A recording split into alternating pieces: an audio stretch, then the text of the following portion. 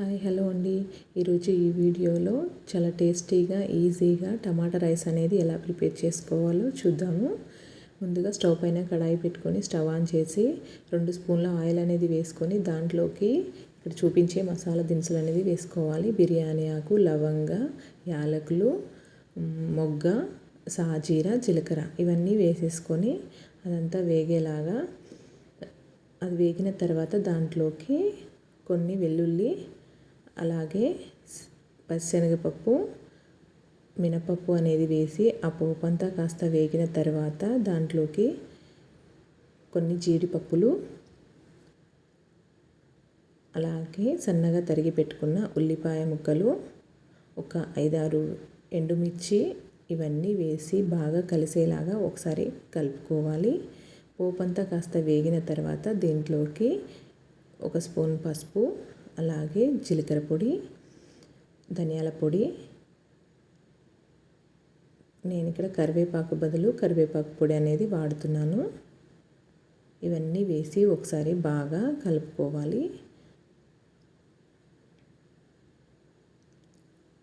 ఇలా పోపంతా బాగా వేగిన తర్వాత దీంట్లోకి కట్ చేసి పెట్టుకున్న టమాటా ముక్కల్ని వేసుకోవాలి.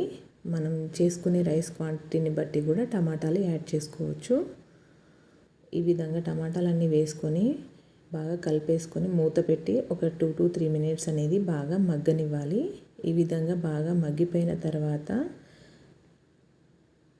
దీంట్లోకి మన టేస్ట్కి తగినంత ఉప్పు, అలాగే కారం, నేను ఇక్కడ కాస్త మిరియాల పొడిని కూడా యాడ్ చేస్తున్నాను. ఇదంతా వేసుకొని ఒకసారి బాగా కలుపుకోవాలి.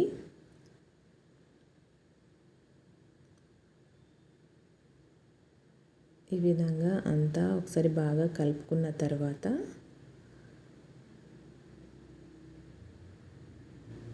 ఇక్కడ నేను ఇక్కడ రైస్ వచ్చేసి 3 కప్ రైస్ అనేది తీసుకున్నాను. ఇది ఒక 2 to 3 టైమ్స్ మంచిగా వాష్ చేసుకొని ఒక హాఫ్ అన్ అవర్ అనేది నానబెట్టేసుకొని నీళ్ళని వంపేసుకున్న తర్వాత ఇలా రైస్ అనేది తీసుకుంటున్నాను. ఇలా రైస్ అంతా వేసుకున్న తర్వాత ఒకసారి బాగా కలిపేసుకోవాలి. ఈ రైస్లో ఉన్న చెమ్మంతా పోయేంత వరకు మనము మూత పెట్టి అలా మగ్గించుకోవాలి. ఈ విధంగా రైస్లో ఉన్న చెమ్మంతా పోయిన తర్వాత దీంట్లోకి ఈ విధంగా రైస్లో ఉన్న వాటర్ అనేది అంతా డ్రై అయిపోవాలి. ఈ విధంగా డ్రై అయిన తర్వాత మనం ఏ కప్పుతో అయితే రైస్ తీసుకున్నామో అదే కప్పుతో వాటర్ అనేది తీసుకోవాలి. నేను ఇక్కడ ఈ కప్పుతో 3 కప్పుల రైస్ అనేది తీసుకున్నాను కాబట్టి 5.5 కప్పుల నీళ్ళు మాత్రమే వేస్తున్నాను. అప్పుడే మనకు రైస్ అనేది చాలా పొడి పొడిగా వస్తుంది. ఈ విధంగా వాటర్ అనేది అంతా యాడ్ చేసుకొని ఒకసారి కలుపుకొని మూత పెట్టేసి అది రైస్ అంతా ఉడకనివ్వాలి. మధ్య మధ్యలో కలుపుతూ ఉండాలండి, లేదంటే టమాటా ముక్కలు అవన్నీ పైకి తేలి రైస్ అంతా కిందికి వెళ్ళిపోతుంది. ఈ విధంగా మధ్యలో ఒకసారి కలుపుకుంటూ ఉండాలి.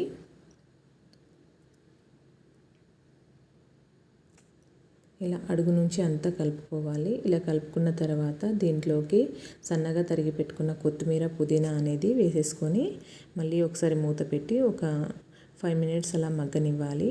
అంతేనండి, మన టేస్టీ టమాటా రైస్ అనేది ప్రిపేర్ అయిపోతుంది. ఈ విధంగా పొడి పొడిగా వస్తుంది. వాటర్ అనేవి కరెక్ట్గా 3 కప్స్కి 6 కప్స్ వాటర్ పోస్తే కాస్త ముద్దగా కూడా అవుతుంది.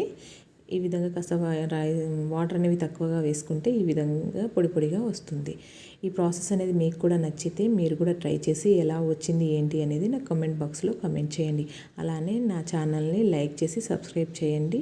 మీ ఫ్రెండ్స్ అండ్ ఫ్యామిలీకి షేర్ చేయండి. Thank you for watching.